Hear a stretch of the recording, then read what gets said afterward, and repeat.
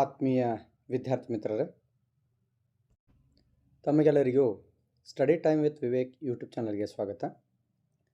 ಈ ಹಿಂದಿನ ವಿಡಿಯೋಗಳಲ್ಲಿ ನಾವು 10ನೇ ತರಗತಿಯ ವಿಜ್ಞಾನ ವಿಷಯದ ಮಾದರಿ ಪ್ರಶ್ನೆ ಪತ್ರಿಕೆ 1ರಿಂದ ಮಾದರಿ ಪ್ರಶ್ನೆ ಪತ್ರಿಕೆ 4ರವರೆಗೆ ಭೌತ ವಿಜ್ಞಾನ ಮತ್ತು ರಸಾಯನ ವಿಜ್ಞಾನದ ಪ್ರತಿ ಪಾಠದ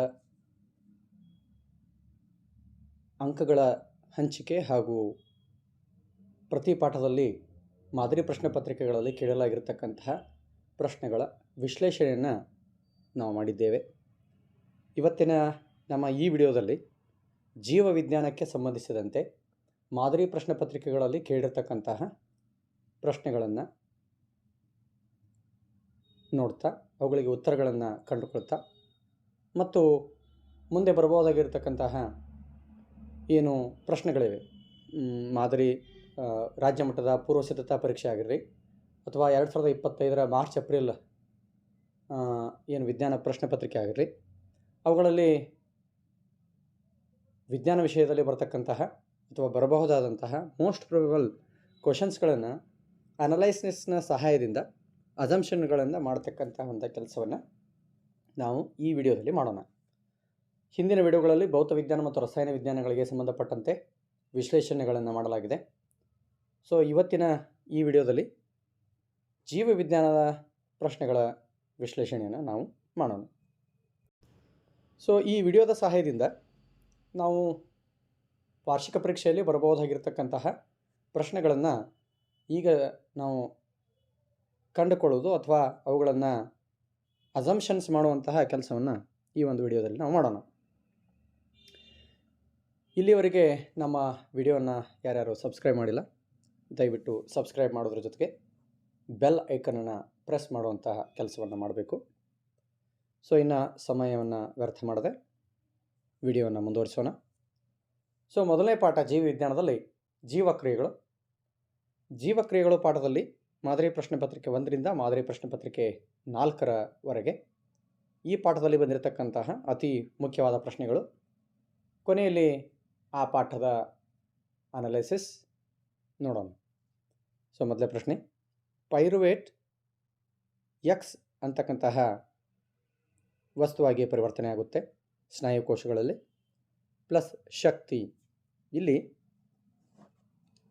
ಈ ಒಂದು ಸಮೀಕರಣದಲ್ಲಿ ಶಕ್ತಿ ಪ್ರತಿನಿಧಿಸುವುದು ಅನ್ನುವಂಥ ಪ್ರಶ್ನೆಯನ್ನು ಇಲ್ಲಿ ಕೇಳಲಾಗಿದೆ.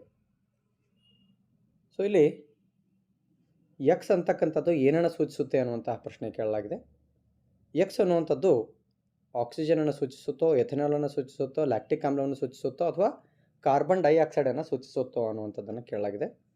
ಇಲ್ಲಿ ನೋಡ್ರಿ, ಪೈರುವೇಟು ಸ್ನಾಯುಕೋಶಗಳಲ್ಲಿ ಕಡಿಮೆ ಆಕ್ಸಿಜನ್ ಸಪ್ಲೈ ಆದಂಥ ಸಂದರ್ಭದಲ್ಲಿ ಅದು ಲ್ಯಾಕ್ಟಿಕ್ ಆಮ್ಲವಾಗಿ ಪರಿವರ್ತನೆ ಆಗುತ್ತದೆ ಅನ್ನುವಂಥದ್ದನ್ನು ನಾವಿಲ್ಲಿ ನೋಡಬಹುದು. ಇನ್ನು ಮುಂದಿನ ಪ್ರಶ್ನೆ, ತೆರೆದ ಪತ್ರರಂಧ್ರದ ಚಿತ್ರವನ್ನು ಬರೆಯಿರಿ ಅನ್ನುವಂಥದ್ದು. ಈ ರೀತಿಯಾಗಿ ಚಿತ್ರವನ್ನು ಬಿಡಿಸಿ ನಾವು ಭಾಗಗಳನ್ನು ಗುರುತಿಸಬೇಕಾಗಿರ್ತಕ್ಕಂಥದ್ದು. ಇದೊಂದು ಬಹಳ ಇಂಪಾರ್ಟೆಂಟ್ ಆಗಿರ್ತಕ್ಕಂಥ ಚಿತ್ರವಾಗಿದ್ದು ತೆರೆದ ಪತ್ರರಂಧ್ರ ಮತ್ತು ಮುಚ್ಚಿದ ಪತ್ರರಂಧ್ರಗಳ ಬಗ್ಗೆ ಚಿತ್ರವನ್ನು ಬಿಡಿಸುವಂತಹ ಮತ್ತು ಚಿತ್ರಾಧಾರಿತ ಪ್ರಶ್ನೆಯನ್ನು ಕೇಳುವಂಥ ಸಾಧ್ಯತೆಗಳು ಹೆಚ್ಚಾಗಿರ್ತವೆ. ಮಾನವನ ಸಣ್ಣ ಕರುಳಿನಲ್ಲಿ ಜರುಗುವ ಜೀರ್ಣಕ್ರಿಯೆಯನ್ನು ವಿವರಿಸಿ, ನಮ್ಮ ದೇಹದಲ್ಲಿ ಇಮ್ಮಡಿ ರಕ್ತ ಪರಿಚಲನೆಯ ಪ್ರಾಮುಖ್ಯತೆ ಏನು ಅನ್ನುವಂಥದ್ದು. ಸೊ ಈ ಹಿಂದಿನ ವರ್ಷಗಳಲ್ಲಿ ವಾರ್ಷಿಕ ಪರೀಕ್ಷೆಯಲ್ಲಿ ಮಾನವನ ಜೀರ್ಣಾಂಗ ವ್ಯೂಹದ ಚಿತ್ರ ಬಿಡಿಸಿ ಅನ್ನುವಂಥ ಪ್ರಶ್ನೆಯನ್ನು ಕೇಳ್ತಾ ಇದ್ದರು. ಆದರೆ ಈ ವರ್ಷ ಮಾನವನ ಜೀರ್ಣಾಂಗ ವ್ಯೂಹದ ಚಿತ್ರ ಬಿಡಿಸಿ ಭಾಗಗಳನ್ನು ಗುರುತಿಸಿ ಪ್ರಶ್ನೆಗಳಲ್ಲಿ ಇಲ್ಲದೇ ಇರುವುದರಿಂದ ಅದಕ್ಕೆ ಸಂಬಂಧಿಸಿದಂತೆ ಮಾನವನ ಸಣ್ಣ ಕರುಳಿನಲ್ಲಿ ನಡೀತಕ್ಕಂತಹ ಜೀರ್ಣಕ್ರಿಯೆಯನ್ನು ವಿವರಿಸಿ ಅಥವಾ ಜಠರದಲ್ಲಿ ನಡೀತಕ್ಕಂಥ ಜೀರ್ಣಕ್ರಿಯೆಯನ್ನು ವಿವರಿಸಿ, ಬಾಯಿಯಲ್ಲಿ ನಡೀತಕ್ಕಂಥ ಜೀರ್ಣಕ್ರಿಯೆಯನ್ನು ವಿವರಿಸಿ ಅನ್ನುವಂತಹ ಪ್ರಶ್ನೆಯನ್ನು ಕೇಳಲಾಗುತ್ತೆ. ಅದರ ಜೊತೆಗೆ ಸಣ್ಣ ಕರಳು ಜೀರ್ಣಕ್ರಿಯೆಯ ಅತಿ ಮುಖ್ಯವಾಗಿರ್ತಕ್ಕಂಥ ಭಾಗ, ಹೇಗೆ ಸಮರ್ಥಿಸಿ ಅನ್ನುವಂತಹ ಪ್ರಶ್ನೆಯನ್ನು ಸಹ ಈ ಹಿಂದಿನ ಕೆಲವೊಂದಷ್ಟು ಪ್ರಶ್ನೆ ಪತ್ರಿಕೆಗಳಲ್ಲಿ ಕೇಳಲಾಗಿದೆ. ಸೊ ಉತ್ತರವನ್ನು ನೋಡ್ತಾ ಹೋಗೋಣ. ಇದು ಮೇದೋಜೀರಕ ರಸ ಪಿತ್ತರಸಗಳನ್ನು ಪಡೆಯುತ್ತದೆ. ಯಾವುದು? ಸಣ್ಣ ಕರಳು. ಪಿತ್ತರಸ ಆಹಾರವನ್ನು ಕ್ಷಾರೀಯಗೊಳಿಸುತ್ತದೆ. ಅದರ ಜೊತೆಗೆ ಕೊಬ್ಬನ್ನು ಎಮಲ್ಸೀಕರಣ ಮಾಡ್ತಕ್ಕಂಥ ಕೆಲಸವನ್ನು ಸಹ ಮಾಡುತ್ತೆ. ಅದರ ಜೊತೆಗೆ ಮೇದೋಜೀರಕ ರಸ ಏನಿದೆ, ಇದು ಪೆಪ್ಸಿನ್ ಪ್ರೋಟೀನ್ ಇವುಗಳನ್ನು ಜೀರ್ಣಿಸಲು ಸಹಾಯ ಮಾಡುತ್ತೆ. ಪ್ರೋಟೀನ್ ಮತ್ತು ಕಾರ್ಬೋಹೈಡ್ರೇಟು, ಲಿಪಿಡ್ಡು ಈ ಎಲ್ಲ ರೀತಿಯ ಏನು ಆಹಾರದ ಪೋಷಕಾಂಶಗಳಿವೆ ಇವುಗಳನ್ನು ಸರಳೀಕರಣಗೊಳಿಸ್ತಕ್ಕಂತಹ ಕ್ರಿಯೆ ಈ ಸಣ್ಣ ಕರುಳಿನಲ್ಲಿ ನಡೀತಾ ಇರುತ್ತೆ. ಲೈಪೇಸ್ ಅನ್ನುವಂತಹ ಕಿಣ್ವ ಎಮಲ್ಸೀಕರಣಗೊಂಡ ಕೊಬ್ಬನ್ನು ವಿಭಜಿಸುತ್ತದೆ.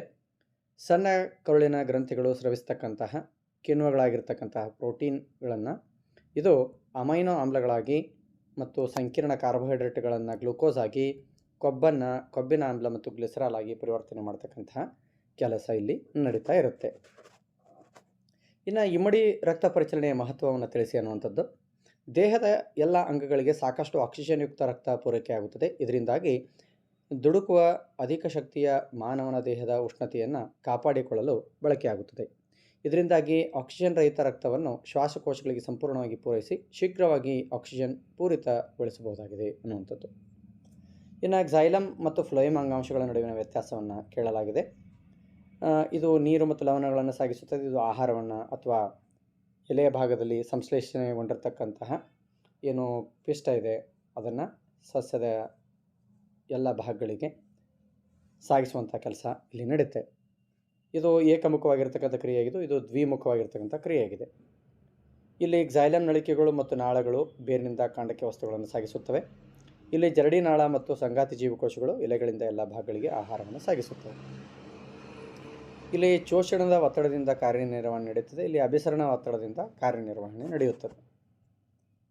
ಇನ್ನು ಮಾದರಿ ಪ್ರಶ್ನೆ ಪತ್ರಿಕೆಯಲ್ಲಿ 2ರಲ್ಲಿ ಕೇಳಿರ್ತಕ್ಕಂಥ ಪ್ರಶ್ನೆಯನ್ನು ನೋಡೋಣ. ಸಣ್ಣ ಕರಳು ವಿಲ್ಲೈ ಶ್ವಾಸಕೋಶ ಏನು ಅನ್ನುವಂಥ ಪ್ರಶ್ನೆ. ಸೊ ಇಲ್ಲಿ ಸರಿಯಾದ ಉತ್ತರ ಏನು ಅಂತಂದರೆ ಗಾಳಿಗೂಡುಗಳು. ಬಾಷ್ಪ ವಿಸರ್ಜನೆ ಎಂದರೇನು ಅನ್ನುವಂಥ ಪ್ರಶ್ನೆ. ಬೇರುಗಳಿಂದ ಹೀರಲ್ಪಟ್ಟ ಹೆಚ್ಚಾದ ಪ್ರಮಾಣದ ನೀರು ಸಸ್ಯಗಳಿಂದ ಆವಿಯಾಗುವಂಥ ಕ್ರಿಯೆಯನ್ನು ಬಾಷ್ಪ ವಿಸರ್ಜನೆ ಅಂತ ಕರೀತಾರೆ.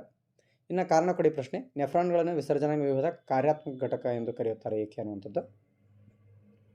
ಸೊ ಇಲ್ಲಿ ನೆಫ್ರಾನ್ಗಳು ಏನಿವೆ ಇವು ಮೂತ್ರಪಿಂಡದ ಅಥವಾ ಮೂತ್ರಜನಕಾಂಗದ ರಚನಾತ್ಮಕ ಮತ್ತು ಕಾರ್ಯನಿರ್ವಾಹಕ ಘಟಕ ಅಂತೇಳಿ ಕರಿತೀವಿ. ಯಾಕಂತಂದರೆ ನೆಫ್ರಾನ್ಗಳೇ ರಕ್ತವನ್ನು ಶುದ್ಧೀಕರಣ ಮಾಡತಕ್ಕಂತಹ ಅತಿ ಮುಖ್ಯವಾಗಿರತಕ್ಕಂಥ ಘಟಕಗಳಾಗಿವೆ. ಆದ್ದರಿಂದ ಇವುಗಳನ್ನು ವಿಸರ್ಜನಾಂಗ ವ್ಯೂಹದ ಕಾರ್ಯಾತ್ಮಕ ಘಟಕ ಅಂಥೇಳಿ ಕರಿತೀವಿ. ಇವುಗಳಿಂದಲೇ ಮೂತ್ರ ಉತ್ಪಾದನೆ ಆಗುವಂಥ ಕೆಲಸ ನಡೀತಾ ಇರ್ತದೆ. ಇನ್ನು ಸಣ್ಣ ಕರುಳನ್ನು ಸಂಪೂರ್ಣ ಜೀರ್ಣ ಕ್ರಿಯೆ ಕೇಂದ್ರ ಅಂಥೇಳಿ ಕರೀತಾರೆ. ಇದೀಗ ಜಸ್ಟ್ ನಾವು ಚರ್ಚೆ ಮಾಡಿದ್ವಿ ಸಣ್ಣ ಕರುಳನ್ನು ಸಂಪೂರ್ಣ ಜೀರ್ಣ ಕ್ರಿಯೆ ಕೇಂದ್ರ ಅಂಥೇಳಿ ಯಾಕೆ ಕರೀತಾರೆ ಅಂಥೇಳಿ. ಯಾಕಂತಂದರೆ ಇಲ್ಲೇ ಕಾರ್ಬೋಹೈಡ್ರೇಟು, ಪ್ರೋಟೀನ್ ಮತ್ತು ಕೊಬ್ಬುಗಳು ಸಂಪೂರ್ಣವಾಗಿ ಪಚನ ಆಗ್ತಕ್ಕಂಥ ಸ್ಥಳವಾಗಿದೆ. ಆದ್ದರಿಂದ ಇದನ್ನು ಸಂಪೂರ್ಣ ಜೀರ್ಣಕ್ರಿಯೆ ಕೇಂದ್ರ ಅಂಥೇಳಿ ಕರೀತಾರೆ. ಇನ್ನು ಮುಂದಿನ ಪ್ರಶ್ನೆ. ಮಾನವನ ಹೃದಯದ ನೀಳಛೇದ ನೋಟವನ್ನು ತೋರಿಸುವ ಚಿತ್ರವನ್ನು ಬರೆಯಿರಿ. ಕೆಳಗಿನ ಭಾಗಗಳನ್ನು ಗುರುತಿಸಿ ಅನ್ನುವಂಥದ್ದು. ಚಿತ್ರವನ್ನು ಮಕ್ಕಳು ತಯಾರಿ ಮಾಡಿಕೊಳ್ಳಬೇಕು. ಮುಂದಿನ ಪ್ರಶ್ನೆ ಪತ್ರಿಕೆ ಮಾದರಿ ಪ್ರಶ್ನೆ ಪತ್ರಿಕೆ 3. ಇನ್ನು ಸಸ್ಯಗಳಲ್ಲಿ ಅಭಿಸರಣೆ ಒತ್ತಡದ ಅಗತ್ಯ ಏನಿದೆ ಅನ್ನುವಂಥ ಪ್ರಶ್ನೆಯನ್ನು ಕೇಳಲಾಗಿದೆ. ಸೊ ಅಭಿಸರಣೆಯಿಂದ ಕಡಿಮೆ ಒತ್ತಡವಿರುವ ಅಂಗಾಂಶಗಳಿಗೆ ವಸ್ತುಗಳನ್ನು ಸಾಗಿಸಲು ಸಹಾಯವಾಗುತ್ತದೆ ಎನ್ನುವಂಥದ್ದು. ಇನ್ನು ನೆಫ್ರಾನ್ ರಚನೆಯನ್ನು ತೋರಿಸುವ ಚಿತ್ರವನ್ನು ಬರೆಯಿರಿ. ಬೌಮನ್ ಕೋಶವನ್ನು ಗುರುತಿಸಿ ಅನ್ನುವಂಥದ್ದು. ಚಿತ್ರ ಸಹ ಭಾಳಷ್ಟು ಇಂಪಾರ್ಟೆಂಟ್ ಆಗಿದೆ. ಸೊ ಮಕ್ಕಳು ಎಲ್ಲ ಚಿತ್ರಗಳನ್ನು ಸರಿಯಾಗಿ ತಯಾರಿ ಮಾಡಿಕೊಳ್ಳಬೇಕು. ಇನ್ನು ಮಾನವನ ಜೀರ್ಣನಾಳದ ಸಣ್ಣ ಕರುಳಿನಲ್ಲಿ ಸಂಕೀರ್ಣವಾದ ಆಹಾರದ ಅಣುಗಳು ಸರಳ ರೂಪಕ್ಕೆ ಹೇಗೆ ಪರಿವರ್ತನೆ ಆಗುತ್ತವೆ ಅನ್ನುವಂಥದ್ದು. ಇದೇ ಸೇಮ್ ಪ್ರಶ್ನೆ ಮಾದರಿ ಪ್ರಶ್ನೆ ಪತ್ರಿಕೆ 1ರಲ್ಲಿಯೂ ಸಹ ಕೇಳಲಾಗಿತ್ತು. ಅದರ ಪ್ರಶ್ನೆ ಮಾತ್ರ ಚೇಂಜ್ ಇತ್ತು. ನೋಡಿರಿ, ವಿಜ್ಞಾನ ವಿಷಯದಲ್ಲಿ ಕೇಳ್ತಕ್ಕಂಥ ಪ್ರಶ್ನೆಗಳು ಹೇಗಿರುತ್ತೆ ಅಂತಂದರೆ ಉತ್ತರ ಒಂದೇ ಇರುತ್ತೆ. ಆದರೆ ಅದಕ್ಕೆ ನಾವು 5ರಿಂದ 10 ವಿವಿಧ ರೀತಿಯಲ್ಲಿ ಪ್ರಶ್ನೆಗಳನ್ನು ಕೇಳಬಹುದು. ಈಗ ನೀವು ನೋಡ್ಬೋದು, ಮಾನವನ ಜೀರ್ಣಾಂಗ ವ್ಯೂಹದಲ್ಲಿ ನಡೀತಕ್ಕಂಥ ಜೀರ್ಣಕ್ರಿಯೆಯನ್ನು ಸಣ್ಣ ಕರುಳಿನಲ್ಲಿ ನಡೀತಕ್ಕಂಥ ಜೀರ್ಣಕ್ರಿಯೆಯನ್ನು ವಿವರಿಸಿ ಅನ್ನುವಂಥ ಪ್ರಶ್ನೆಯನ್ನು ಕೇಳಲಾಗುತ್ತೆ. ಕೆಲವೊಂದು ಸಾರಿ ಸಣ್ಣ ಕರುಳು ಜೀರ್ಣಾಂಗ ವ್ಯೂಹದ ಅತಿ ಮುಖ್ಯ ಘಟಕ ಹೇಗೆ ವಿವರಿಸಿ ಅನ್ನುವಂಥ ಪ್ರಶ್ನೆ ಕೇಳಲಾಗುತ್ತೆ. ಈ ರೀತಿ ಒಂದೇ ಉತ್ತರ ಆದರೆ ವಿವಿಧ ರೀತಿಯ ಪ್ರಶ್ನೆಗಳು, ಹೀಗೆ ಪ್ರಶ್ನೆಗಳನ್ನು ಕೇಳಲಾಗುತ್ತೆ. ಇನ್ನು ಇದಕ್ಕೆ ಉತ್ತರವನ್ನು ಆಲ್ರೆಡಿ ನಾವು ಮೇಲೆ ವೀಕ್ಷಿಸಿದ್ದೇವೆ. ಸಣ್ಣ ಕರುಳಿನಲ್ಲಿ ನಡೀತಕ್ಕಂಥ ಜೀರ್ಣಕ್ರಿಯೆಯನ್ನು ವಿವರಿಸಿ ಅನ್ನುವಂಥ ಪ್ರಶ್ನೆ. ಇನ್ನು ಮುಂದಿನ ಪ್ರಶ್ನೆಯನ್ನು ನೋಡೋಣ. ನಮ್ಮ ದೇಹದ ರಕ್ತದ ಪರಿಚಲನೆಯಲ್ಲಿ ಅಪಧಮನಿ ಮತ್ತು ರಕ್ತಲೋಮನಾಳಗಳ ಪಾತ್ರವೇನು? ಇಮ್ಮಡಿ ಪರಿಚಲನೆಯ ಪ್ರಾಮುಖ್ಯತೆಯನ್ನು ತಿಳಿಸಿ ಅನ್ನುವಂಥದ್ದು. ಈ ಹಿಂದಿನ 1ನೇ ಮಾದರಿ ಪ್ರಶ್ನೆ ಪತ್ರಿಕೆಯಲ್ಲಿ ಇಮ್ಮಡಿ ಪರಿಚಲನೆ ಬಗ್ಗೆ ಕೇಳಲಾಗಿತ್ತು. ಮತ್ತೆ ಮಾದರಿ ಪ್ರಶ್ನೆ ಪತ್ರಿಕೆ 2ರಲ್ಲಿಯೂ ಸಹ ಅದನ್ನು ಕೇಳಲಾಗಿದೆ. ನಮ್ಮ ದೇಹದ ರಕ್ತ ಪರಿಚಲನೆಯಲ್ಲಿ ಅಪಧಮನಿ ಮತ್ತು ರಕ್ತ ಲೋಮನಾಳಗಳ ಪಾತ್ರ ಏನು ಅನ್ನುವಂಥ ಪ್ರಶ್ನೆ. ಅಂದ್ರೆ ಈ ಮಾನವನ ಸಾಗಾಣಿಕಾ ವ್ಯೂಹದಲ್ಲಿ ಬರತಕ್ಕಂತಹ ಅಪಧಮನಿ, ಅಭಿಧಮನಿ ಮತ್ತು ಲೋಮನಾಳಗಳ ಬಗ್ಗೆ ವಿಶೇಷವಾಗಿ ನಾವು ತಯಾರಿ ಮಾಡಿಕೊಳ್ಳಬೇಕು. ಇಲ್ಲಿ ನೋಡ್ರಿ, ಅಪಧಮನಿಯನ್ನು ರಕ್ತವನ್ನು ಹೃದಯದಿಂದ ದೇಹದ ವಿವಿಧ ಅಂಗಗಳಿಗೆ ಕೊಂಡೊಯ್ಯುತ್ತದೆ. ಅಪಧಮನಿಯು ಒಂದು ಅಂಗಾಂಶವನ್ನು ತಲುಪಿದ ನಂತರ ರಕ್ತವನ್ನು ಪ್ರತಿಯೊಂದು ಜೀವಕೋಶದ ಸಂಪರ್ಕಕ್ಕೆ ತರಲು ಸಣ್ಣ ಸಣ್ಣ ನಾಳಗಳಾಗಿ ವಿಭಜಿಸುತ್ತದೆ. ಅತ್ಯಂತ ಸಣ್ಣ ನಾಳಗಳಾದ ಲೋಮನಾಳಗಳ ತೆಳುವಾದ ಭಿತ್ತಿಯ ಮೂಲಕ ರಕ್ತ ಮತ್ತು ಸುತ್ತಲಿನ ಜೀವಕೋಶಗಳ ಮಧ್ಯೆ ವಸ್ತುಗಳ ವಿನಿಮಯ ನಡೆಯುತ್ತದೆ. ನಂತರ ಲೋಮನಾಳಗಳು ಒಟ್ಟಿಗೆ ಸೇರಿ ಅಭಿಧಮನಿಗಳನ್ನು ಉಂಟು ಮಾಡುತ್ತವೆ. ಅಭಿಧಮನಿಗಳು ರಕ್ತವನ್ನು ಅಂಗ ಅಥವಾ ಅಂಗಾಂಶದಿಂದ ಹೊರಗೆ ಸಾಗಿಸುತ್ತವೆ. ಅಭಿಧಮನಿಗಳು ವಿಭಿನ್ನ ಅಂಗಗಳಿಂದ ರಕ್ತವನ್ನು ಸಂಗ್ರಹಿಸಿ ಹೃದಯಕ್ಕೆ ಮರಳಿ ತರುತ್ತವೆ ಅನ್ನುವಂಥದ್ದು. ಈಗಾಗಲೇ ಇಮ್ಮಡಿ ಪರಿಚಲನೆಯ ಮಹತ್ವವನ್ನು ನೋಡಲಾಗಿದೆ. ಇನ್ನು ಮಾದರಿ ಪ್ರಶ್ನೆ ಪತ್ರಿಕೆ ಸಂಖ್ಯೆ 4. ಝೈಲಮ್ ಮೂಲಕ ನೀರಿನ ಸಾಗಾಣಿಕೆಯನ್ನು ಎಲೆಗಳ ಪತ್ರರಂಧ್ರಗಳು ಅನುಕೂಲಿಸುತ್ತವೆ, ಸಮರ್ಥಿಸಿ ಅನ್ನುವಂಥದ್ದು. ಇದೊಂದು ಇಂಪಾರ್ಟೆಂಟ್ ಆಗಿರ್ತಕ್ಕಂಥ ಪ್ರಶ್ನೆ.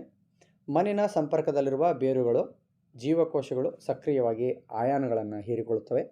ಇದರಿಂದ ಬೇರು ಮತ್ತು ಮಣ್ಣಿನ ನಡುವೆ ಆಯಾನಗಳ ಸಾರತೆಯ ವ್ಯತ್ಯಾಸ ಉಂಟಾಗಿ ಮಣ್ಣಿನಿಂದ ನೀರು ಬೇರುಗಳಿಗೆ ಚಲಿಸುತ್ತದೆ. ಬೇರಿನ ಝೈಲಮ್ನಲ್ಲಿ ನೀರಿನ ಸ್ಥಿರವಾದ ಚಲನೆಯ ಸ್ತಂಭ ಉಂಟಾಗಿ ನೀರು ಮತ್ತು ಖನಿಜಗಳು ನಿರಂತರವಾಗಿ ಮೇಲಕ್ಕೆ ಚಲಿಸಲು ಆರಂಭಿಸುತ್ತವೆ. ಅತ್ಯಂತ ಎತ್ತರದ ಸಸ್ಯಗಳಲ್ಲಿ ತಂತ್ರದ ಜೊತೆಗೆ ಪತ್ರರಂಧ್ರಗಳಲ್ಲಿ ನಡೆಯುವ ಬಾಷ್ಪ ವಿಸರ್ಜನೆಯಿಂದ ಉಂಟಾದ ಶೋಷಣವು ನೀರು ಮತ್ತು ಖನಿಜಗಳ ಚಲನೆಗೆ ಪೂರಕವಾಗಿದೆ ಅನ್ನುವಂಥದ್ದು. ಇನ್ನು ಮುಂದಿನ ಪ್ರಶ್ನೆ, ಕೆಳಗಿನ ರಚನೆಯಲ್ಲಿ ಬಿ ಎಂದು ಗುರುತಿಸಲಾದ ಭಾಗದಲ್ಲಿ ಜರುಗುವ ಪ್ರಕ್ರಿಯೆಯನ್ನು ಹೆಸರಿಸಿ, ಈ ಕ್ರಿಯೆಯ ಪ್ರಾಮುಖ್ಯತೆ ಏನು ಅನ್ನುವಂಥ ಪ್ರಶ್ನೆ. ಇಲ್ಲಿ ಬಿ ಅನ್ನುವಂಥ ಭಾಗವನ್ನು ನೀಡಲಾಗಿದೆ. ಇಲ್ಲಿ ನಡೀತಕ್ಕಂತಹ ಕ್ರಿಯೆ ಏನಂತಂದ್ರೆ ಮರುಹೀರಿಕೆ ಅನ್ನುವಂಥದ್ದು. ಹೌದಾ? ಸೊ ಮರುಹೀರಿಕೆ ಅನ್ನುವಂಥ ಪ್ರಕ್ರಿಯೆ ನಡೀತದೆ. ಏನು ಕೆಲವೊಂದಷ್ಟು ಅಂಶಗಳು ಗ್ಲೋಬುಲಸಲ್ಲಿ ಸೋಸುವಿಕೆ ಆಗಿದೆ, ಅವುಗಳನ್ನು ಅವಶ್ಯಕತೆಗೆ ತಕ್ಕಂತೆ ಮರುಹೀರಿಕೆ ಆಗ್ತಕ್ಕಂಥ ಕ್ರಿಯೆಯಲ್ಲಿ ನಡೀತಾ ಇರ್ತದೆ. ಸೊ ರೀನಲ್ ಅಪಧಮನಿಯ ಮೂಲಕ ಬೌಮನ್ ಕೋಶವನ್ನು ಪ್ರವೇಶಿಸಿದ ರಕ್ತದಲ್ಲಿ ಗ್ಲೂಕೋಸ್, ಅಮೈನೋ ಆಮ್ಲ ಮತ್ತು ನೀರು ಸೋಸಲ್ಪಡುತ್ತವೆ. ಉಳಿದ ತ್ಯಾಜ್ಯಗಳಾದ ಯೂರಿಯಾ, ಯೂರಿಕ್ ಆಮ್ಲ ಮತ್ತು ಹೆಚ್ಚಾದ ನೀರು ಮರುಹೀರಿಕೆಗೆ ಒಳಪಡುತ್ತದೆ. ಮರುಹೀರಿಕೆ ಆಗುವ ನೀರಿನ ಪ್ರಮಾಣ ದೇಹದಲ್ಲಿ ಇರುವ ನೀರಿನ ಪ್ರಮಾಣ ಮತ್ತು ವಿಸರ್ಜನೆ ಆಗಬೇಕಾದ ತ್ಯಾಜ್ಯದ ಪ್ರಮಾಣದ ಮೇಲೆ ಅವಲಂಬನೆ ಆಗಿರುತ್ತದೆ ಅನ್ನುವಂಥದ್ದು. ದೇಹದಲ್ಲಿ ನೀರಿನ ಪ್ರಮಾಣ ಹೆಚ್ಚಿದ್ದು ಕರಗಿದ ತ್ಯಾಜ್ಯಗಳ ಪ್ರಮಾಣ ಹೆಚ್ಚಿದ್ದರೆ ಹೆಚ್ಚು ಮೂತ್ರ ಉತ್ಪತ್ತಿಯಾಗುತ್ತದೆ. ದೇಹದಲ್ಲಿ ನೀರಿನ ಪ್ರಮಾಣ ಮತ್ತು ಕರಗಿರುವ ತ್ಯಾಜ್ಯಗಳ ಪ್ರಮಾಣ ಕಡಿಮೆ ಇದ್ದಾಗ ಕಡಿಮೆ ಮೂತ್ರ ಉತ್ಪತ್ತಿಯಾಗುತ್ತದೆ. ಇನ್ನು ಮಾನವನ ದೇಹದಲ್ಲಿರುವ ರಕ್ತನಾಳಗಳ ವಿಧಗಳನ್ನು ತಿಳಿಸಿ ಮತ್ತು ಪ್ರತಿಯೊಂದರ ಒಂದು ಕಾರ್ಯವನ್ನು ತಿಳಿಸಿ ಅಂತ. ಸೊ ರಕ್ತನಾಳಗಳ ವಿಧಗಳು ಅಪಧಮನಿ, ಅಭಿಧಮನಿ ಮತ್ತು ಲೋಮನಾಳಗಳು. ಅಪಧಮನಿ ರಕ್ತವನ್ನು ಹೃದಯದಿಂದ ವಿವಿಧ ಭಾಗಗಳಿಗೆ ಕೊಂಡೊಯ್ಯುತ್ತದೆ ಮತ್ತು ಅಭಿಧಮನಿ ವಿಭಿನ್ನ ಅಂಗಗಳಿಂದ ರಕ್ತವನ್ನು ಸಂಗ್ರಹಿಸಿ ಹೃದಯಕ್ಕೆ ಮರಳಿಸುತ್ತದೆ ಅನ್ನುವಂಥದ್ದು. ಲೋಮನಾಳಗಳು ಏನು ಮಾಡ್ತಾವೆ ಅಂತ ತೆಳುವಾದ ಭಿತ್ತಿಯನ್ನು ಹೊಂದಿರತಕ್ಕಂಥವು ರಕ್ತ ಮತ್ತು ಸುತ್ತಲಿನ ಜೀವಕೋಶಗಳ ಮಧ್ಯೆ ವಸ್ತುಗಳ ವಿನಿಮಯ ನಡೆಯಲು ಇದು ಸಹಾಯಕಾರಿಯಾಗಿದೆ. ಇನ್ನು ಇಮ್ಮಡಿ ಪರಿಚಲನೆ ಅಂದರೆ ಏನು ಅನ್ನುವಂಥದ್ದು, ದೇಹದಲ್ಲಿ ಒಂದು ಪರಿಚಲನೆಯನ್ನು ಪೂರ್ತಿ ಮಾಡಲು ರಕ್ತವು 2 ಸಾರಿ ಹೃದಯವನ್ನು ಹಾದು ಹೋಗುವ ವಿದ್ಯಮಾನವನ್ನು ಇಮ್ಮಡಿ ಪರಿಚಲನೆ ಅನ್ನುವಂಥದ್ದು. ಸೊ ಮಕ್ಕಳೇ, ಇಲ್ಲಿವರೆಗೆ ನಾವು ಜೀವಕ್ರಿಯೆಗಳು ಪಾಠಕ್ಕೆ ಸಂಬಂಧಿಸಿದಂತೆ ಮಾದರಿ ಪ್ರಶ್ನೆ ಪತ್ರಿಕೆ 1ರಿಂದ 4ರಲ್ಲಿ ಕೇಳಿರ್ತಕ್ಕಂಥ ಪ್ರಶ್ನೆಗಳನ್ನು ನೋಡಿದ್ವಿ.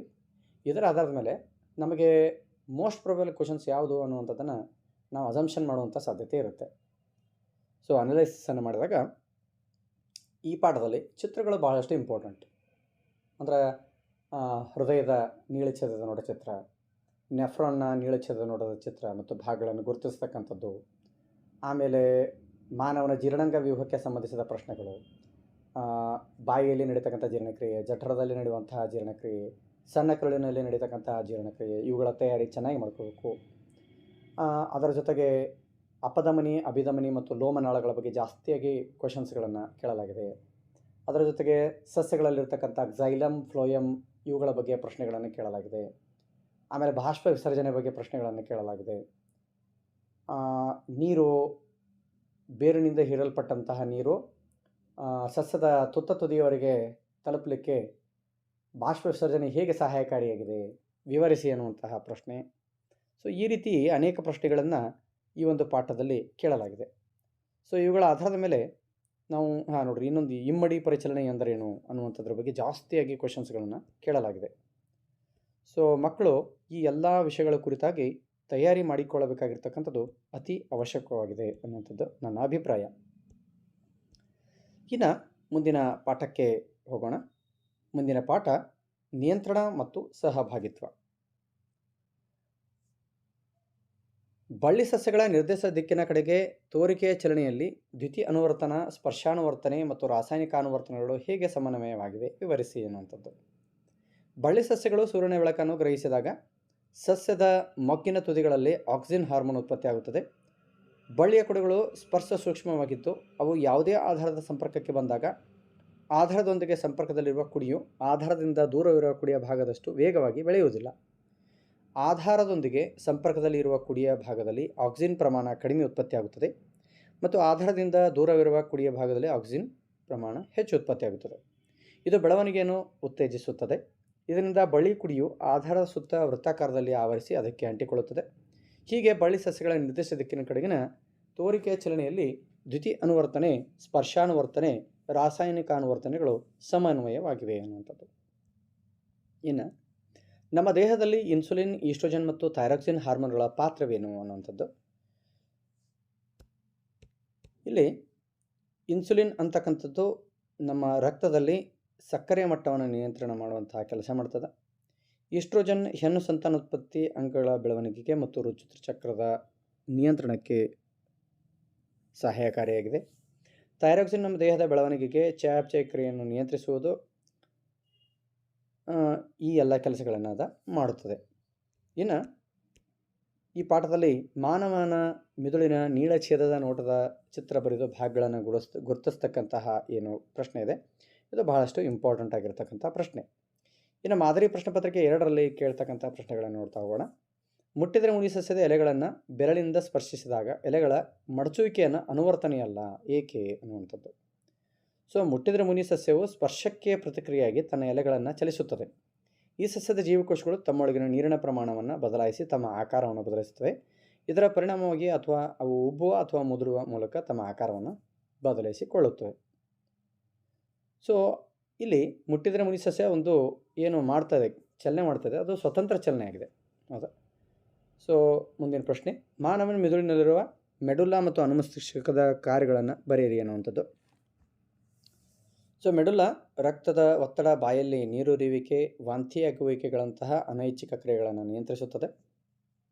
ಅನುಮಸ್ತಿಷ್ಕ ಐಚ್ಛಿಕ ಕ್ರಿಯೆಗಳ ನಿಖರತೆ ಹಾಗೂ ದೇಹದ ಭಂಗಿ ಮತ್ತು ಸಮತೋಲನ ಕಾಪಾಡಿಕೊಳ್ಳಲು ನೆರವಾಗುತ್ತದೆ. ಮುಂದಿನ ಪ್ರಶ್ನೆ, ಪರಾವರ್ತಿತ ಚಾಪ ಎಂದರೇನು?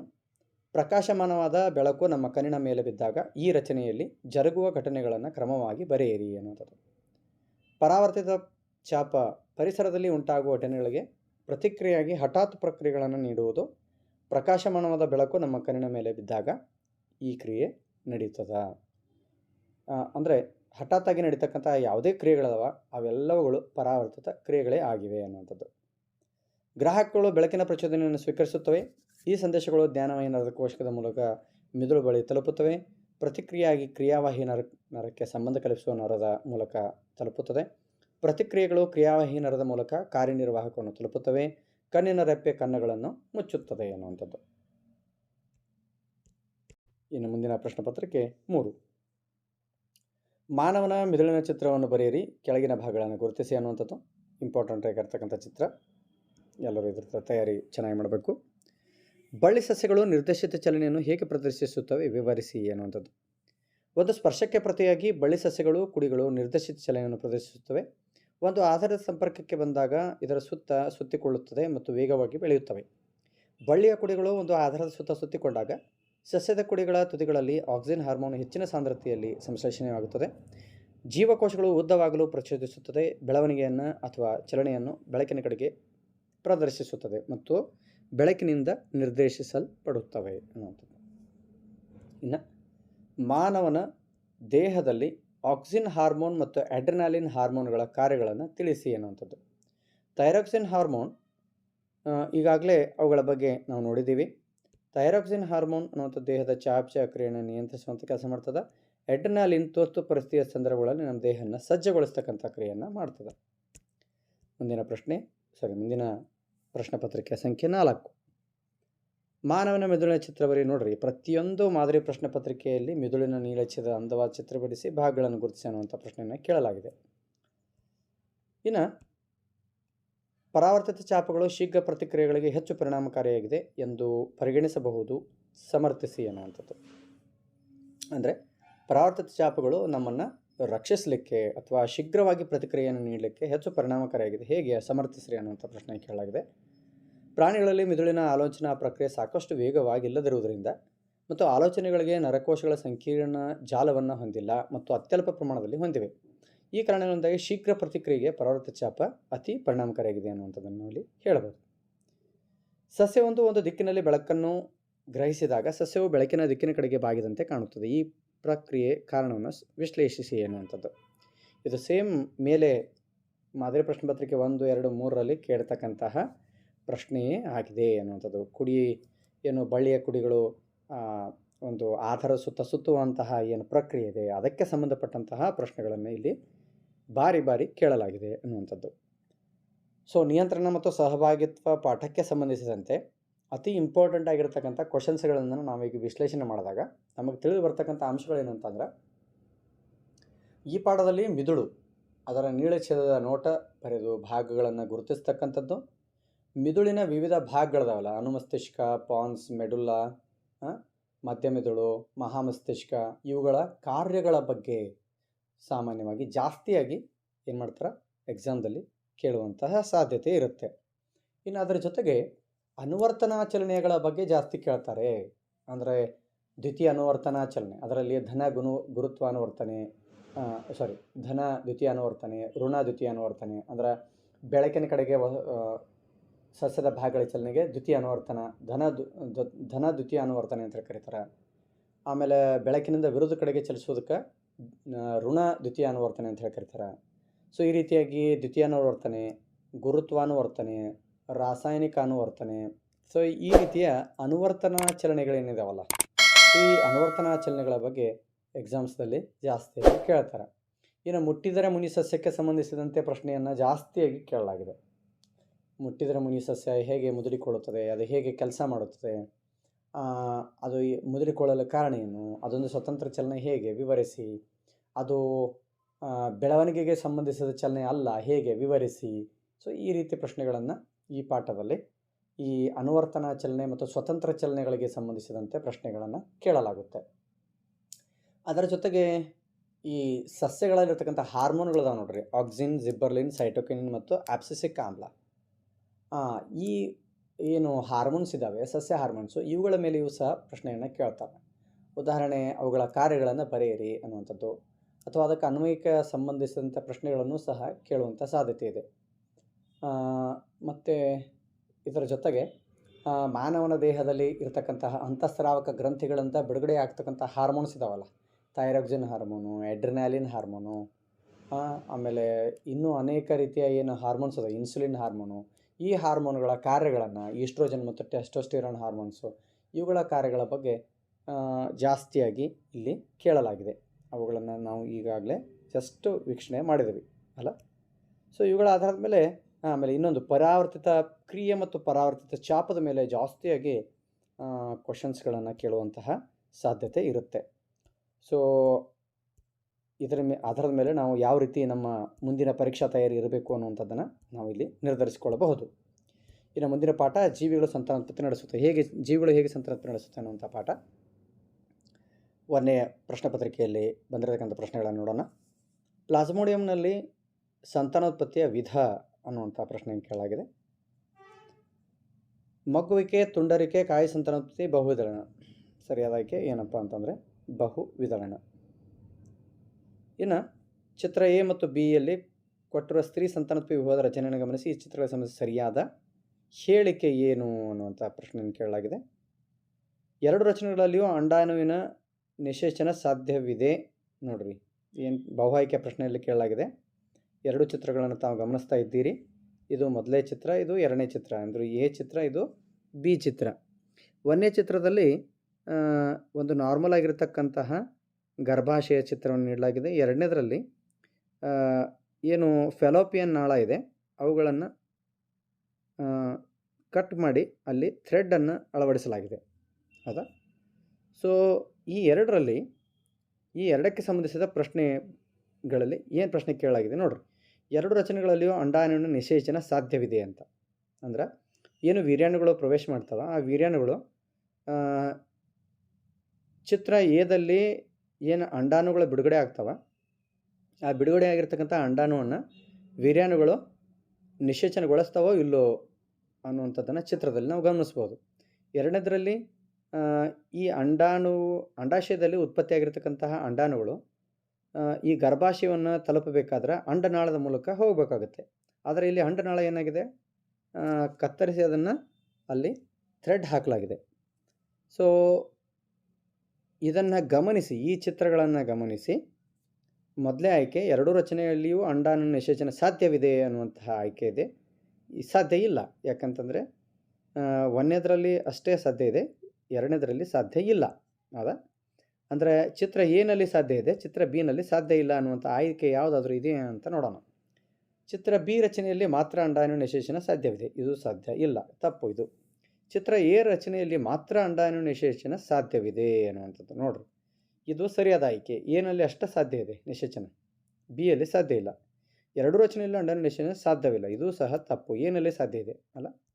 ಸೊ ಆದ್ದರಿಂದ ಸರಿಯಾದ ಆಯ್ಕೆ ಯಾವುದಂತಂದ್ರೆ ಸಿ.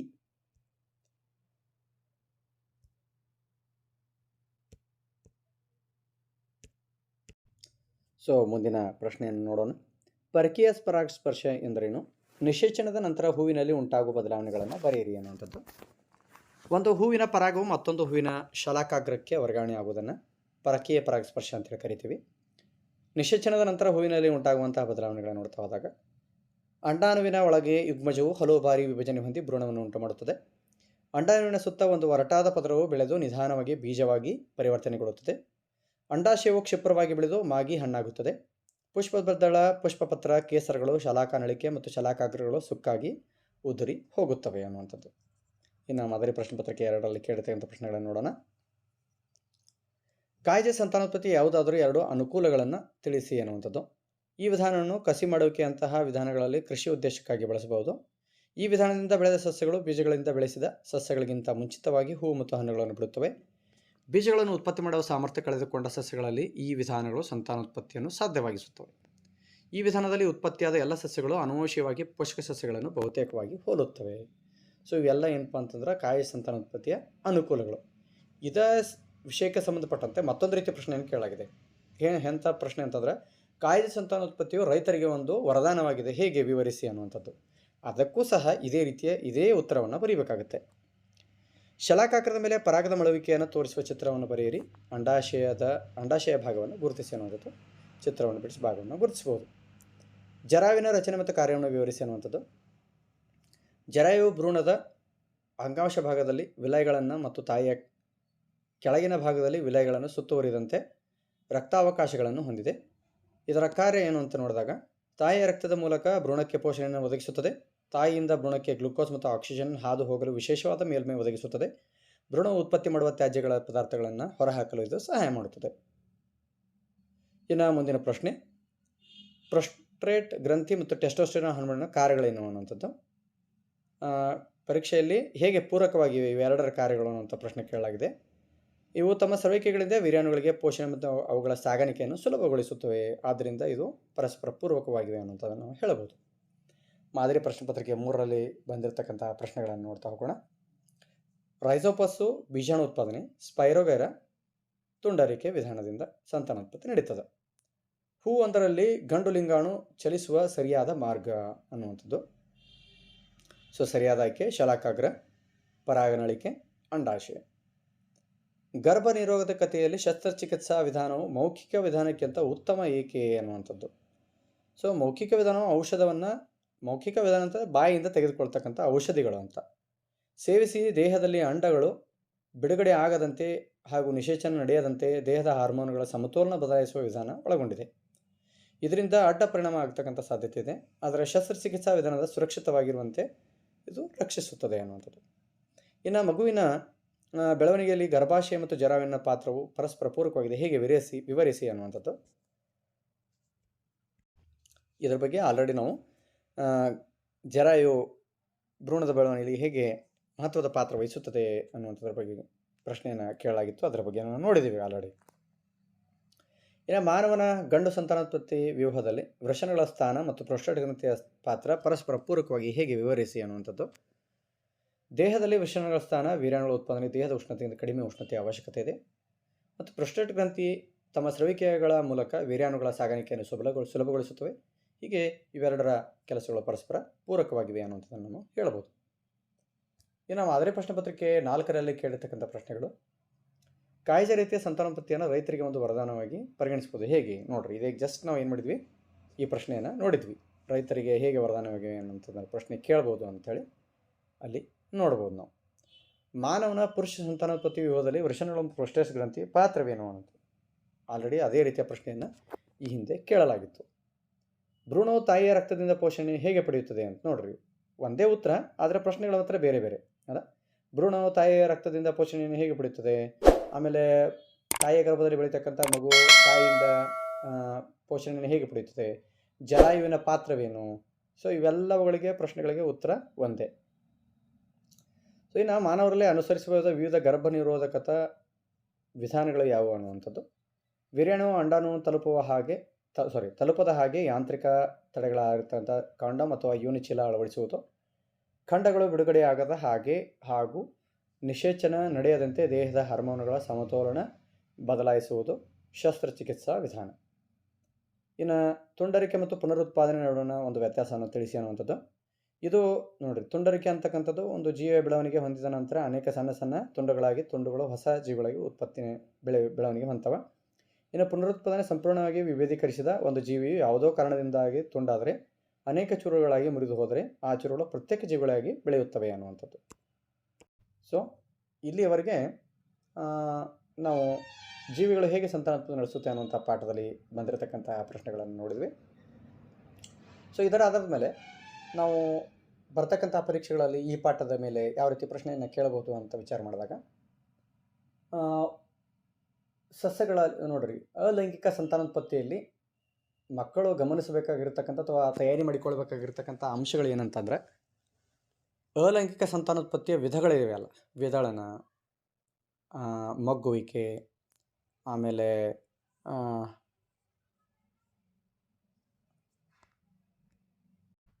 ಬಹುವಿದಳನ, ಆಮೇಲೆ ಕಾಯಜ ಸಂತಾನೋತ್ಪತ್ತಿ, ಬಹುವಿದಳನ.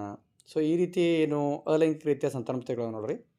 ಸೊ ಇವುಗಳ ಬಗ್ಗೆ ನಾವು ಗಮನಿಸಬೇಕು. ಹಾಗಂದ್ರೆ ಏನು ಮತ್ತು ಯಾವ ಜೀವಿಗಳಲ್ಲಿ ಅವು ಕಂಡು ಬರ್ತಾವೆ, ಅವುಗಳ ವಿಶೇಷತೆ ಏನು ಅನ್ನೋಂಥದ್ರ ಬಗ್ಗೆ ನಾವು ಹೆಚ್ಚು ಗಮನವನ್ನು ಹರಿಸ್ಬೇಕಾಗತ್ತೆ. ಸೊ ಅದರ ಜೊತೆಗೆ ಗಂಡು ಸಂತಾನೋತ್ಪತ್ತಿ ವ್ಯೂಹ ಮತ್ತು ಹೆಣ್ಣು ಸಂತಾನೋತ್ಪತ್ತಿ ವ್ಯೂಹಗಳ ಬಗ್ಗೆ ಹೆಚ್ಚಿನ ವಿಷಯಗಳನ್ನು ನಾವು ತಿಳಿದುಕೊಳ್ಬೇಕು. ಅದರಲ್ಲಿ ಹೆಣ್ಣು ಸಂತಾನೋತ್ಪತ್ತಿ ವ್ಯೂಹದಲ್ಲಿ ಜಾಸ್ತಿಯಾಗಿ ಕೇಳಿರ್ತಕ್ಕಂಥ ಪ್ರಶ್ನೆಗಳೇನಂತಂದ್ರೆ ಜರಾಯುವಿನ ಬಗ್ಗೆ ಮತ್ತು ಭ್ರೂಣದ ಬೆಳವಣಿಗೆ ಬಗ್ಗೆ. ಗರ್ಭಾಶಯದಲ್ಲಿ ಭ್ರೂಣದ ಬೆಳವಣಿಗೆ ಹೇಗೆ ನಡೀತದೆ ಮತ್ತು ಗರ್ಭಾಶಯ ಅದಕ್ಕೆ ಯಾವ ರೀತಿ ವ್ಯವಸ್ಥೆ ಒದಗಿಸ್ತದೆ, ಜರಾಯು ಯಾವ ರೀತಿ ಅದಕ್ಕೆ ಪೋಷಣೆ ಏನೇನು ಕೆಲಸ ಮಾಡ್ತದೆ, ಜರಾಯುವಿನ ಪಾತ್ರ ಏನು ಅನ್ನುವಂಥ ಪ್ರಶ್ನೆಯನ್ನು ಕೇಳಲಾಗಿದೆ. ಆಮೇಲೆ ಚಿತ್ರಾಧಾರಿತ ಪ್ರಶ್ನೆಗಳನ್ನು ಸಹ ಇದರಲ್ಲಿ ಕೇಳಲಾಗಿದೆ. ಆಮೇಲೆ ಗಂಡು ಸಂತಾನೋತ್ಪತ್ತಿ ವ್ಯೂಹದಲ್ಲಿ ವೃಷಣಗಳು ಕಿಬ್ಬೊಟ್ಟೆಯ ಹೊರಗಡೆ ಇರುತ್ತವೆ ಏಕೆ ಪ್ರಶ್ನೆ ಕೇಳಲಾಗಿದೆ. ಅದರ ಜೊತೆಗೆ ಚಿತ್ರಾಧಾರಿತ ಪ್ರಶ್ನೆಯನ್ನು ಸಹ ಅದರಲ್ಲಿ ಕೇಳಬಹುದಾದಂಥ ಸಾಧ್ಯತೆ ಇದೆ. ಆಮೇಲೆ ಟೆಸ್ಟೋಸ್ಟಿರಾನ್ ಹಾರ್ಮೋನ್ನ ಕಾರ್ಯವೇನು ಅನ್ನುವಂಥ ಪ್ರಶ್ನೆ ಕೇಳಬಹುದು. ವೀರ್ಯಕೋಶಿಕೆ, ಪ್ರೊಸ್ಟೇಟ್ ಗ್ರಂಥಿ ಇವುಗಳ ಕಾರ್ಯಗಳ ಬಗ್ಗೆಯೂ ಸಹ ಪ್ರಶ್ನೆಯನ್ನು ಕೇಳಬಹುದು. ಅದರ ಜೊತೆಗೆ ಕೆಲವೊಂದಷ್ಟು ಗರ್ಭ ನಿರೋಧಕ ವಿಧಾನಗಳ ಬಗ್ಗೆಯೂ ಸಹ ಪ್ರಶ್ನೆಯನ್ನು ಕೇಳಲಾಗುತ್ತೆ. ಆಮೇಲೆ ನೋಡ್ರಿ, ಆಮೇಲೆ ಕಾಯಜ ರೀತಿಯ ಸಂತಾನೋತ್ಪತ್ತಿ ವರದಾನವಾಗಿದೆ ಏಕೆ ಅನ್ನುವಂಥ ಪ್ರಶ್ನೆ. ಸೊ ಈ ರೀತಿಯ ಅನೇಕ ರೀತಿಯ ಪ್ರಶ್ನೆಗಳನ್ನು ಈ ಪಾಠದಲ್ಲಿ ಕೇಳುವಂತಹ ಸಾಧ್ಯತೆ ಇರುತ್ತೆ.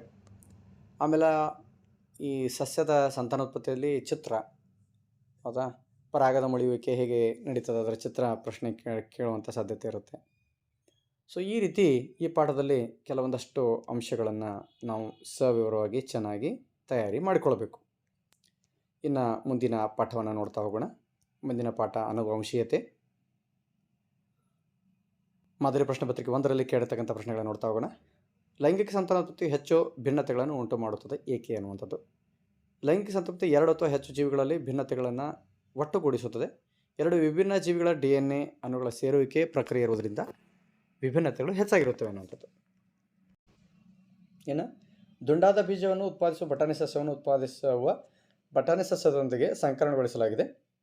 F2 ಪೀಳಿಗೆಯಲ್ಲಿ ದೊರೆಯುವ ಫಲಿತಾಂಶವನ್ನು ಚಕ್ಕರ್ ಬೋರ್ಡ್ನ ಸಹಾಯದಿಂದ ತಿಳಿಸಿ ಸಸ್ಯ ವಿಧಗಳ ಜೀನ್ ನಮೂನೆ ಅನುಪಾತ ಬರೆಯಿರಿ ಅನ್ನುವಂಥದ್ದು. ಸೊ ಈ ಪಾಠದಲ್ಲಿ ಅನುವಂಶೀಯತೆಯ ಪಾಠದಲ್ಲಿ ಏಕತಳೀಕರಣ ಮತ್ತು ದ್ವಿತಳೀಕರಣ ಇವೆರಡರಲ್ಲಿ ಒಂದು ಫಿಕ್ಸ್ ಕ್ವಶನ್ ಏಕತಳೀಕರಣದಲ್ಲಿ ಪ್ರಶ್ನೆಯನ್ನು ಕೇಳುವಂಥ ಸಾಧ್ಯತೆ ಚಕ್ಕರ್ ಬೋರ್ಡ್ಗೆ ಸಂಬಂಧಪಟ್ಟಂತೆ, ದ್ವಿತಳೀಕರಣದಲ್ಲಿ ಚಕ್ಕರ್ ಬೋರ್ಡ್ಗೆ ಸಂಬಂಧಪಟ್ಟಂತೆ ಪ್ರಶ್ನೆಯನ್ನು ಕೇಳಬಹುದು. ಎರಡರಲ್ಲಿ ಮತ್ತು ಒಂದು ಗ್ಯಾರಂಟಿ ಕೇಳುವಂಥ ಸಾಧ್ಯತೆ ಇರುತ್ತೆ. ಮಾನವರಲ್ಲಿ ಮಗುವಿನ ಲಿಂಗವು ಹೇಗೆ ನಿರ್ಧರಿತವಾಗುತ್ತದೆ ಅನ್ನುವಂಥ ಪ್ರಶ್ನೆ. ಇದು ಬಹಳ ವರ್ಷಗಳಿಂದ ಪ್ರತಿ ವರ್ಷ ಈ ಪ್ರಶ್ನೆಯನ್ನು ಪರೀಕ್ಷೆಯಲ್ಲಿ ಕೇಳುವಂಥದ್ದಿರುತ್ತೆ. ಸೊ ಮಗುವಿನ ಲಿಂಗ ನಿರ್ಧರಣೆಯಲ್ಲಿ ತಂದೆಯ ಪಾತ್ರ ಏನು ಅನ್ನುವಂಥದ್ರ ಬಗ್ಗೆ ಸರಿಯಾಗಿ ಅಧ್ಯಯನ ಮಾಡಿಕೊಳ್ಳಬೇಕು. ಇನ್ನು ಮುಂದಿನ ಪೀಳಿಗೆಯ ಪ್ರಜನನ ಕೋಶಗಳಿಗೆ ಪೋಷಕ ಜೀವಿಯ ಗುಣಗಳು ಸ್ವತಂತ್ರವಾಗಿ ಅನುವಂಶೀಯವಾಗುತ್ತವೆ ಎಂದು ಮೆಂಡಲ್ ಪ್ರಯೋಗಗಳು ಹೇಗೆ ತೋರಿಸುತ್ತವೆ ಅನ್ನುವಂಥದ್ದು. ಮೆಂಡಲ್ ತಮ್ಮ ದ್ವಿತಳೀಕರಣ ಪ್ರಯೋಗದಲ್ಲಿ ದುಂಡನೆಯ ಹಸಿರು ಕ್ಯಾಪ್ಲಾಯ್ ಹಾಗೂ ಸುಕ್ಕುಗಟ್ಟಿದ ಹಳದಿ ಬೀಜಗಳು ಸ್ಮಾಲ್ y ಬಟಾಣಿ ಸಸ್ಯಗಳನ್ನು ಸಂಕರಣಗೊಳಿಸಿದಾಗ F1 ಪೀಳಿಗೆಯ ಸಸ್ಯಗಳು ಎರಡೂ ಗುಣಗಳನ್ನು ಅಂದರೆ ದುಂಡನೆಯ ಹಳದಿ ಬೀಜಗಳನ್ನು ಹೊಂದಿರುತ್ತವೆ. F1 ಪೀಳಿಗೆಯ ಸಸ್ಯಗಳನ್ನು ಸ್ವಕೀಯ ಪರಾಗಸ್ಪರ್ಶಕ್ಕೆ ಒಳಪಡಿಸಿದಾಗ F2 ಪೀಳಿಗೆಯಲ್ಲಿ ದುಂಡನೆಯ ಹಳದಿ, ದುಂಡನೆಯ ಹಸಿರು, ಸುಕ್ಕಾದ ಹಳದಿ, ಸುಕ್ಕಾದ ಹಸಿರು ಇವುಗಳನ್ನು 9:3:3:1 ಅನುಪಾತದಲ್ಲಿ ದೊರಕುತ್ತವೆ. ಈ ಪ್ರಯೋಗದಿಂದ ಬೀಜಗಳ ಆಕಾರ, ಬಣ್ಣ ಈ ಎರಡೂ ಗುಣಗಳು ಸ್ವತಂತ್ರವಾಗಿ ಅನುವಂಶೀಯವಾಗುತ್ತವೆ ಅಂತ ತಿಳಿದು ಬರ್ತದೆ ಅನ್ನುವಂಥದ್ದನ್ನು ಹೇಳ್ಬೋದು ನಾವು. ಅಂದರೆ ಸ್ವತಂತ್ರ ವಿಂಗಡಣೆಯ ನಿಯಮ ಅಂತೇಳಿ ಕರಿತೀವಿ ಅದಕ್ಕೆ ನಾವು. ಇನ್ನು ಪ್ರಶ್ನೆ ಪತ್ರಿಕೆ 2ರಲ್ಲಿ ಕೇಳಿರ್ತಕ್ಕಂಥ ಪ್ರಶ್ನೆ, ಕೆಳಗಿನವುಗಳ ಅನುವಂಶಿಗೊಳ್ಳದ ಒಂದು ಗುಣ ಆಟವಾಡುವ ಕೌಶಲ, ಉಳಿದಂಥವುಗಳೆಲ್ಲಗಳು ಏನಾಗ್ತವೆ ಅನುವಂಶೀಯವಾಗ್ತವೆ ಅಂತ.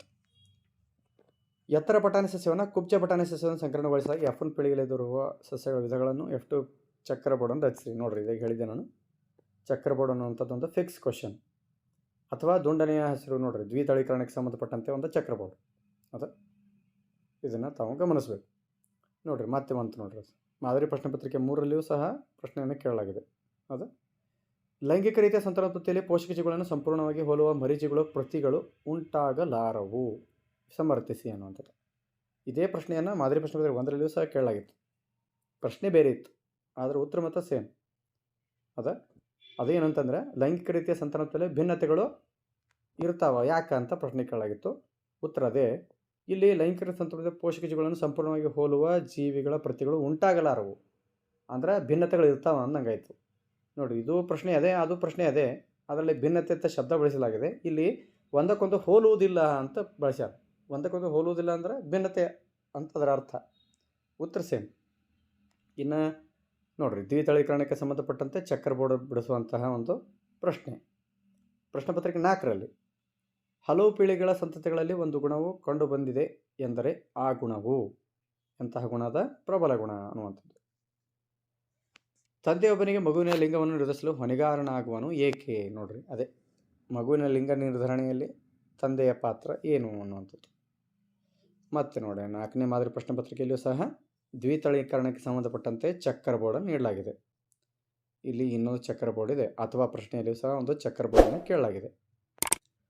ಸೊ ಅನುವಂಶೀಯತೆಯ ಪಾಠಕ್ಕೆ ಸಂಬಂಧಪಟ್ಟಂತೆ ನೋಡಿದಾಗ ಇದನ್ನು ನಾವು ವಿಶ್ಲೇಷಣೆಗೊಳಪಡಿಸಿದಾಗ ನಮಗೆ ತಿಳಿದು ಬರ್ತಕ್ಕಂಥ ಅಂಶ ಏನಂತಂದ್ರೆ, ಈ ಪಾಠದಲ್ಲಿ ಕಾನ್ಸಂಟ್ರೇಷನ್ ಮಾಡಬೇಕಾದಂಥ ಅಂಶಗಳೇನಂತಂದ್ರೆ ಮಗುವಿನ ಲಿಂಗ ನಿರ್ಧರಣೆಯಲ್ಲಿ ತಂದೆಯ ಪಾತ್ರ ಮತ್ತು ಲೈಂಗಿಕ ರೀತಿಯ ಸಂತಾನೋತ್ಪತ್ತಿಯಲ್ಲಿ ಭಿನ್ನತೆ ಇರ್ತತಿ ಯಾಕೆ, ಮತ್ತು ಏಕತಳೀಕರಣ ಮತ್ತು ದ್ವಿತಳೀಕರಣದ ಚಕ್ಕರ್ ಬೋರ್ಡ್ಗೆ ಸಂಬಂಧಪಟ್ಟಂತಹ ಪ್ರಶ್ನೆಗಳು. ಇಷ್ಟೇ ನೋಡ್ರಿ ಇದರೊಳಗೆ. ಇನ್ನು ಮುಂದಿನ ಪಾಠ ನಮ್ಮ ಪರಿಸರ ಪಾಠ 3 ಅಂಕಗಳಿಗೆ ಕೇಳ್ತಕ್ಕಂತಹ ಒಂದು ಪಾಠ ಇದು. ಇದರಲ್ಲಿ ಕೇವಲ 3 ಅಂಕಗಳು ಬರ್ತವೆ, ಆದರೆ ಅವೇ 3 ಅಂಕಗಳು ನಮಗೆ ಔಟ್ ಅಂಕಗಳನ್ನು ಗಳಿಸಲಿಕ್ಕೆ ಸಹಾಯ ಮಾಡ್ತವೆ. ಆದ್ದರಿಂದ ಅದನ್ನು ನೆಗ್ಲೆಕ್ಟ್ ಮಾಡುವಂತಿಲ್ಲ. ಪ್ರಶ್ನೆ ಪತ್ರಿಕೆ 1ರಲ್ಲಿ ಕೇಳ್ತಕ್ಕಂಥ ಪ್ರಶ್ನೆ, ಜೈವಿಕ ವಿಘಟನೀಯವಲ್ಲದ ವಸ್ತುಗಳ ಬಳಕೆಯನ್ನು ಮಿತಗೊಳಿಸಬೇಕು ಏಕೆ ಅನ್ನುವಂಥದ್ದು. ಇವು ಪರಿಸರಕ್ಕೆ ಹಾನಿಯನ್ನು ಉಂಟು ಮಾಡುತ್ತವೆ, ಮಾಲಿನ್ಯವನ್ನು ಉಂಟು ಮಾಡುತ್ತವೆ, ದೀರ್ಘಕಾಲ ಉಳಿದು ಏನು ಮಾಡ್ತವೆ, ಜಡವಾಗಿ ಉಳಿದು ನಮ್ಮ ನೈಸರ್ಗಿಕ ಮರುಚಕ್ರೀಕರಣಕ್ಕೆ ಒಳಪಡುವುದಿಲ್ಲ, ಪರಿಸರವನ್ನು ನಾಶ ಮಾಡುತ್ತವೆ. ಅದಕ್ಕೆ ಜೈವಿಕ ವಿಘಟನೀಯವಲ್ಲದ ವಸ್ತುಗಳ ಬಳಕೆಯನ್ನು ಮಿತಗೊಳಿಸಬೇಕು ಅನ್ನುವಂಥದ್ದು. ಮುಂದಿನ ಪ್ರಶ್ನೆ, ಓಝೋನ್ ಪದರವು ಹೇಗೆ ಉಂಟಾಗಿದೆ? ಓಝೋನ್ ಪದರದ ರಕ್ಷಣೆ ಅಗತ್ಯವಾಗಿದೆ, ಏಕೆ? ಕಾರಣಗಳನ್ನು ಕೊಡಿ ಅನ್ನುವಂಥದ್ದು. ಓಝೋನ್ ವಾತಾವರಣದ ಉನ್ನತ ಸ್ತರದಲ್ಲಿ ನೇರಳಾತೀತ ಕಿರಣವು ಕೆಲವು ಆಕ್ಸಿಜನ್ ಅಣುಗಳನ್ನು ಆಕ್ಸಿಜನ್ ಪರಮಾಣುಗಳಾಗಿ ವಿಭಜಿಸಿದಾಗ ಅವುಗಳ ಜೊತೆ ಆಕ್ಸಿಜನ್ ಅಣುವೊಂದು ಸೇರಿ ಓಝೋನ್ ರೂಪುಗೊಳ್ಳುತ್ತದೆ. ಓಝೋನ್ ಸೌರ ಬೆಳಕಿನಿಂದ ಬರುವ ನೇರಳಾತೀತ ಕಿರಣಗಳಿಂದ ಭೂಮಿಯ ಮೇಲ್ಮೈಯನ್ನು ರಕ್ಷಿಸುತ್ತದೆ. ಈ ನೇರಳಾತೀತ ವಿಕಿರಣ ಜೀವಿಗಳಿಗೆ ಹೆಚ್ಚಿನ ಹಾನಿಯನ್ನು ಉಂಟುಮಾಡುತ್ತದೆ. ಆದ್ದರಿಂದ ಓಝೋನ್ ಪದರ ರಕ್ಷಣೆ ಅಗತ್ಯವಾಗಿದೆ ಅನ್ನುವಂಥದ್ದು. ಇನ್ನು ಜಲ ಪರಿಸರ ವ್ಯವಸ್ಥೆಯ ಆಹಾರ ಸರಪಳಿಗೆ ಒಂದು ಉದಾಹರಣೆಯನ್ನು ಕೊಡಿ. 3ನೇ ಪೋಷಣ ಸ್ತರದಲ್ಲಿರುವ ಜೀವಿಗಳ ಸಂಖ್ಯೆಯು ಹೆಚ್ಚಾದರೆ ಇದು ಆಹಾರ ಸರಪಳಿಯ ಮೇಲೆ ಹೇಗೆ ಪರಿಣಾಮವನ್ನು ಉಂಟುಮಾಡುತ್ತದೆ ಅನ್ನುವಂಥದ್ದು. ಸಸ್ಯಪ್ಲವಕ, ಪ್ರಾಣಿ ಪ್ಲವಕ, ಸಣ್ಣ ಮೀನು, ದೊಡ್ಡ ಮೀನು, ಪಕ್ಷಿಗಳು, ಇದೊಂದು ಆಹಾರ ಸರಪಳಿ. ಒಂದು ವೇಳೆ ಜಲಪರಿಸರ ವ್ಯವಸ್ಥೆಯಲ್ಲಿ 3ನೇ ಪೋಷಣ ಸ್ತರದ ಜೀವಿಗಳ ಸಂಖ್ಯೆ ಹೆಚ್ಚಾದರೆ ಅವುಗಳು 2ನೇ ಪೋಷಣ ಸ್ತರದ ಜೀವಿಗಳ ಮೇಲೆ ಹೆಚ್ಚು ಅವಲಂಬನೆಯಾಗಿ ಕ್ರಮೇಣ ಮೊದಲ ಸ್ತರದ ಜೀವಿಗಳ ಸಂಖ್ಯೆ ಕಡಿಮೆಯಾಗಿ ಅವು ಸಂಪೂರ್ಣವಾಗಿ ನಾಶವಾಗುತ್ತೆ. ಇದರಿಂದ ಪರಿಸರ ವ್ಯವಸ್ಥೆಯಲ್ಲಿ ಅಸಮತೋಲನ ಉಂಟಾಗುವಂಥದ್ದು ಸಾಧ್ಯತೆ ಇದೆ ಅನ್ನುವಂಥದ್ದು. ಇನ್ನು 2ರಲ್ಲಿ ಕೇಳಿರ್ತಕ್ಕಂಥ ಪ್ರಶ್ನೆ, ಪೋಷಣ ಸ್ತರಗಳು ಎಂದರೇನು? ಪರಿಸರ ವ್ಯವಸ್ಥೆಯಲ್ಲಿ ಶಕ್ತಿ ಹರಿವು ಯಾವಾಗಲೂ ಏಕಮುಖವಾಗಿರುತ್ತದೆ, ಏಕೆ? ವಿವರಿಸಿ ಅನ್ನುವಂಥದ್ದು. ಆಹಾರ ಸರಪಳಿಯ ಪ್ರತಿಯೊಂದು ಹಂತ ಮತ್ತು ಮಟ್ಟವನ್ನು ಪೋಷಣ ಸ್ತರ ಅಂತೇಳಿ ಕರಿತೀವಿ. ಇದು ಪರಿಸರ ವ್ಯವಸ್ಥೆಯಲ್ಲಿ ಶಕ್ತಿ ಏಕಮುಖವಾಗಿರ್ತದೆ, ಏಕೆ ಅಂತಂದಾಗ ಸ್ವಪೋಷಕಗಳಿಂದ ಸೆರೆ ಹಿಡಿಯಲಾದ ಶಕ್ತಿಯು ಪುನಃ ಸೌರಶಕ್ತಿಗೆ ಹಿಂದಿರುಗುವುದಿಲ್ಲ. ವಿವಿಧ ಪೋಷಣ ಸ್ತರಗಳ ಮೂಲಕ ಶಕ್ತಿಯು ಕ್ರಮೇಣವಾಗಿ ಮುಂದೆ ಸಾಗಿದಂತೆ ಹಿಂದಿನ ಹಂತಗಳಿಗೆ ಶಕ್ತಿ ದೊರಕುವುದಿಲ್ಲ. ವಿಭಿನ್ನ ಹಂತಗಳಲ್ಲಿ ಶಕ್ತಿಯು ಉಷ್ಣದ ರೂಪದಲ್ಲಿ ನಷ್ಟವಾಗುತ್ತದೆ.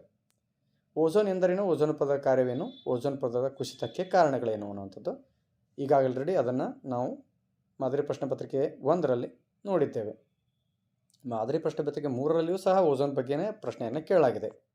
ಓಝೋನ್ ಎಂದರೇನು? ಭೂಮಿಯ ಮೇಲಿನ ಜೀವಿಗಳಿಗೆ ಈ ಪದರ ಅನುಕೂಲವೇನು ಅನ್ನುವಂಥದ್ದು. ಇನ್ನು ಜೈವಿಕ ವಿಘಟನೀಯ ಮತ್ತು ಜೈವಿಕ ವಿಘಟನೀಯವಲ್ಲದ ವಸ್ತುಗಳೆಂದರೇನು? ಪ್ರತಿಯೊಂದಕ್ಕೂ ಒಂದು ಉದಾಹರಣೆ ಕೊಡ್ರಿ ಅಂತೇಳಿ ಪ್ರಶ್ನೆಯನ್ನು ಕೇಳಲಾಗಿದೆ. ಸೂಕ್ಷ್ಮಜೀವಿಗಳಿಂದ ವಿಘಟಿಸಲ್ಪಡ್ತಕ್ಕಂತಹ ವಸ್ತುಗಳಿಗೆ ಜೈವಿಕ ವಿಘಟನೀಯ ವಸ್ತುಗಳಂತಾರೆ. ಸೂಕ್ಷ್ಮಜೀವಿಗಳಿಂದ ವಿಘಟಿಸಲ್ಪಡದೇ ಇರತಕ್ಕಂತಹ ವಸ್ತುಗಳಿಗೆ ಜೈವಿಕ ವಿಘಟನೀಯವಲ್ಲದ ವಸ್ತುಗಳು ಅಂಥೇಳಿ ಕರಿತೀವಿ. ಇನ್ನು ಆಹಾರ ಸರಪಳಿಯ ಪೋಷಣ ಸ್ತರದಲ್ಲಿ ಶಕ್ತಿ ಹಾಗೂ ಹಾನಿಕಾರಕ ವಸ್ತುಗಳು ಹೇಗೆ ಚಲಿಸುತ್ತವೆ ಅನ್ನುವಂಥದ್ದು. ಶಕ್ತಿ ಹರಿವು ಹೇಗಿರುತ್ತೆ? ಸ್ವಪೋಷಕಗಳು ಸೌರ ಬೆಳಕಿನ ಪ್ರಮಾಣದಲ್ಲಿ ಕೇವಲ 1% ಸೆರೆ ಹಿಡಿದು ಆಹಾರ ಶಕ್ತಿಯನ್ನಾಗಿ ಪರಿವರ್ತಿಸುತ್ತವೆ. ಹಸಿರು ಸಸ್ಯಗಳನ್ನು ಪ್ರಾಥಮಿಕ ಭಕ್ಷಕರು ಸೇವಿಸಿದಾಗ ಹೆಚ್ಚಿನ ಪ್ರಮಾಣದ ಶಕ್ತಿಯು ನಷ್ಟವಾಗಿ ಕೇವಲ 10% ಮಾತ್ರ ದ್ವಿತೀಯಕ ಭಕ್ಷಕರಿಗೆ ಹಾಗೂ ಇನ್ನುಳಿದ ಹಂತದ ಭಕ್ಷಕರಿಗೆ ಕ್ರಮವಾಗಿ ತಲುಪುತ್ತದೆ. ಶಕ್ತಿ ಹರಿವು ಏಕಮುಖವಾಗಿರುತ್ತದೆ. ಸ್ವಪೋಷಕಗಳಿಂದ ಸೆರೆ ಹಿಡಿಯಲಾದ ಶಕ್ತಿಯು ಪುನಃ ಸೌರಶಕ್ತಿಗೆ ಹಿಂದಿರುಗುವುದಿಲ್ಲ. ಇನ್ನು ರಾಸಾಯನಿಕ ಹರಿವು ಹೇಗಿರುತ್ತದೆ ಅಂತಂದರೆ, ಕೀಟನಾಶಕಗಳು ಹರಿದು ಮಣ್ಣಿನೊಳಗೆ ಇಂಗುತ್ತವೆ, ನೀರಿನ ಆಕಾರಗಳನ್ನು ಸೇರುತ್ತವೆ. ಈ ರಾಸಾಯನಿಕಗಳು ಗಿಡಗಳು ಮತ್ತು ಸಸ್ಯಗಳ ಮೂಲಕ ಆಹಾರ ಸರಪಳಿಯನ್ನು ಸೇರಿ ಪ್ರತಿ ಪೋಷಣ ಸ್ಥಳದಲ್ಲಿ ಸಂಗ್ರಹಿತವಾಗುತ್ತದೆ. ಯಾವುದೇ ಆಹಾರ ಸರಪಳಿಯಲ್ಲಿ ಮಾನವರು ಉನ್ನತ ಮಟ್ಟವನ್ನು ಆಕ್ರಮಿಸಿಕೊಳ್ಳುವುದರಿಂದ ಈ ರಾಸಾಯನಿಕಗಳ ಗರಿಷ್ಠ ಸಾಂದ್ರತೆಯಲ್ಲಿ ತನ್ನ ದೇಹದಲ್ಲಿ ಸಂಗ್ರಹವಾಗುತ್ತವೆ ಎನ್ನುವಂಥದ್ದು.